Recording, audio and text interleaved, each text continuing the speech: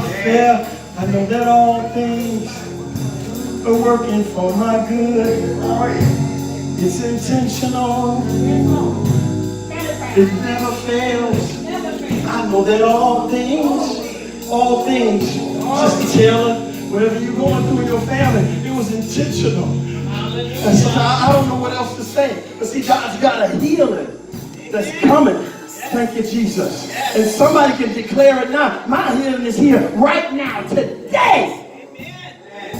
Amen. It's 2 Sundays ago I talked about y'all in Matthew the 4th chapter that it is written. That I told y'all in 3 sentences.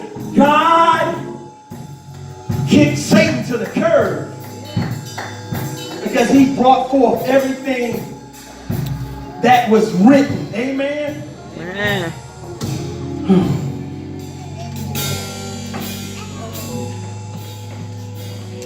Still go to Matthew with me. And see, in the 3rd chapter, after Jesus was baptized, in the 4th chapter, Jesus was tested in the wilderness. And after the angels came, and I told you 2 Sundays ago how they ministered to Jesus after his temptation, then Jesus begins to preach around the 12th verse. And then around the 18th verse, Jesus begins to call his disciples unto him. And by the 23rd verse, Jesus is healing the sick. Amen? Amen. Then we come to the 5th chapter of Matthew, the introduction of the Sermon on the Mount, when Jesus began to tell of the Beatitudes. And he started that 3rd verse off with blessed. And the 4th verse with blessed. And the 5th verse, he said blessed. And the 6th verse, he said blessed. And the 7th verse, he said blessed. And the 8th verse, he said blessed. And the 9th verse, he said blessed. And the 10th verse, he said, blessed are those who are persecuted because of righteousness, for theirs is the kingdom of heaven. And then the 11th verse, he said, blessed are you when people insult you and persecute you falsely and say all kinds of evil against you because of me.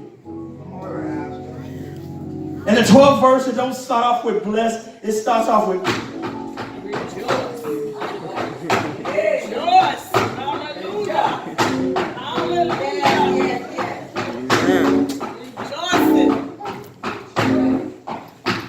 It starts off with rejoice and be glad, because a great is your reward in heaven. For in the same way they persecuted the prophets who were before you, Vincent. Man. So it said, I'm blessed, and it tells me to rejoice. I want you to go with me. I moved on to the 8th chapter of Matthew. I don't plan to be much longer. God's got a healing way to take place, saints. Yes. I'm trying to get in your mind. I got this healing oil. And whatever, y'all don't play with me. Thank you, Jesus. Because what's going on in your life, it is intentional. Thank you, Jesus. But in Matthew, the 8th chapter, starting at the 14th verse, where it begins where Jesus heals many. When Jesus came into Peter's house, he saw Peter's mother-in-law lying in bed. See, a lot of people didn't even know Peter had a wife. But he did. He saw Peter's mother-in-law lying in bed with a fever. He touched her hand, and the fever left her. And she got up and began to what? Wait on God. What we do when we get healed. Think about for a moment. When the last time God delivered you or healed you from something, what did you do? Did you go shopping? Did you turn on the TV? What did you do? Or did you do something for the Lord? Come on, somebody. How about this nation? She got healed and got up and waited on the Lord. Ain't that all right? Y'all better understand when you get deliverance and healing what you're supposed to and should do. Don't forget about it. Come to church the next Sunday. Don't even tell about his goodness. Don't even testify about it. That's why we testify. We tell of God's goodness. Somebody sitting in service need to hear your testimony, like Griffin says all the time. So people don't want to hear it. But he going through it. He going to tell it. Amen? I don't see nothing wrong with it. The 16th verse says, when evening came, many who were demon-possessed were brought to him, and he drove out the spirits with a word. Remember, I told you it is written with a word and healed all the sick. This was to fulfill what was spoken through the prophet Isaiah, when he said he took up our infirmities and bore our diseases. Now, the 18th verse talk about the cost of following Jesus. When Jesus saw the crowd around him, he gave orders to cross to the other side of the lake. Then a teacher of the law came to him and said, "Teacher, I will follow you wherever you go." Whew.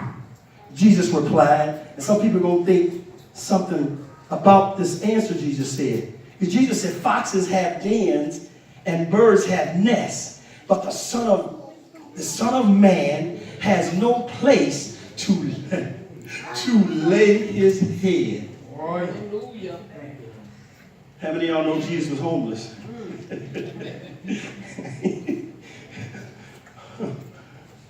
Another disciple said to him, "Lord, first let me go and bury my father."